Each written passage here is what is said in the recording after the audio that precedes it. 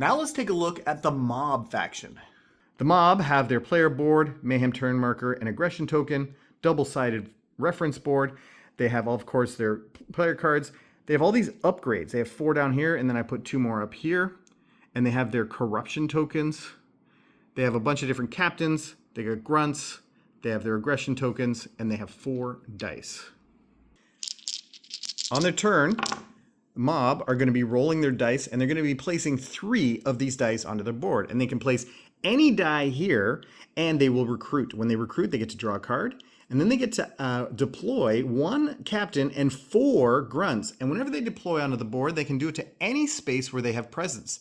So they can do it there, there, or there, and they can split them up if they want. They can put any die here, and they're going to run their racket. When they run their racket, they're going to do everything that's visible in this row. Right now, they can change another die to any side they want, and they get to draw a card. As more of these get placed out, they could add aggression, they could shield, and they could upgrade. And upgrade is what they get access to all of these wonderful upgrade tokens that get placed onto their board. And those don't start that way. They start here. And then when they play a die here, they're going to do the action that matches the die that they place. So if they place a patrol die here, then they are going to patrol. And the mob moves such that 1 captain will move 3 spaces. And when a captain moves, they can take other people with them of their faction, and they can even leave people behind if they wanted to.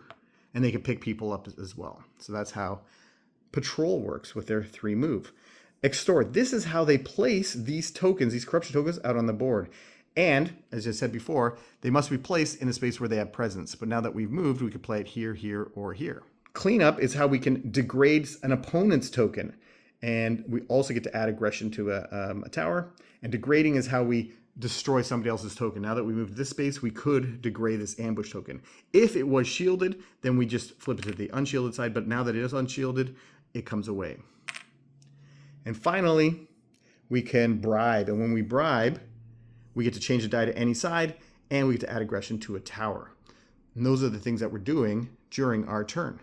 Let's take a look at some of these upgrades. First, if we upgrade our recruit, we can do this, and now we would recruit 2 captains and 4 grunts. It's amazing. The mob has so many people.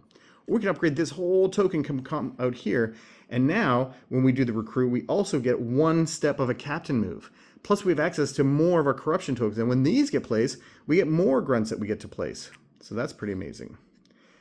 And let's see here, patrol. Patrol moves from just a move 3, and now we get to add 2 grunts and add aggression to our tower. And our extort moves from just placing a token to placing a token and shielding. Shielding again is when we flip it and add a little bit more resilience to it.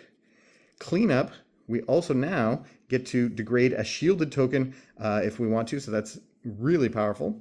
And bribe, we get to change die, add aggression, and our aggression goes up 1. So we literally actually just move this up 1, so we're guaranteed to get 1 aggression in whatever the next Mayhem is.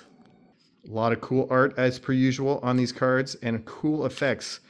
All the cards in this game are very OP, very overpowered.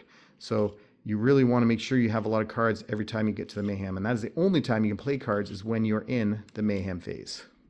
In a Mayhem, just like everyone else, the mob can also now punch. This is the first time the mob can punch, and it's during the Mayhem phase. It costs 1 aggression to punch a grunt. And they can also spend 3 punches to punch a captain. And they can spend 2 to degrade a token and play their cards, is depending on what it says. And they can spend 1 aggression to move 3. Now, something else I want to point out during a Mayhem is they get some reward, some consequences for destroying things. If they ever destroy somebody's token, they get to place a grunt, and that can be placed anywhere they have presence, not just where it was degraded. If they destroy somebody's grunt, they get a free captain move. And if they destroy someone's captain, they get a free token placement. So these are integral to understanding the strategy of the mob, because you can use these to help get to your scoring condition. And the mob scores by having 2 unique pieces in a space in the Mayhem zone. And so there are 3 types of pieces. There are captains, there are grunts, and there are tokens. And they're called corruption tokens for the mob. And so every space that has 2 unique pieces will score. So that has 2 unique pieces, that has 2 unique pieces, that has 2 uniques. This does not have 2 unique pieces, so that's not scoring. But like all the other factions, any space that has 3 or more factions in it in a 2 or 3 player game will not score. And in a 4 player game, spaces with all 4 factions will not score. So they don't score here. So in this space, if the Mayhem was happening in Queens, they're going to score 2 points. My favorite part about the mob is how they score. Having 2 unique pieces in a space adds a really nice puzzly aspect to how the mob move around and get into spaces, so they do have 2 unique pieces in every space. They are the fodder for the game, basically. They have a lot of units and they try to put them all out there. They're going to get punched a lot, but it just means it's a constant puzzle to try to figure out how to do it.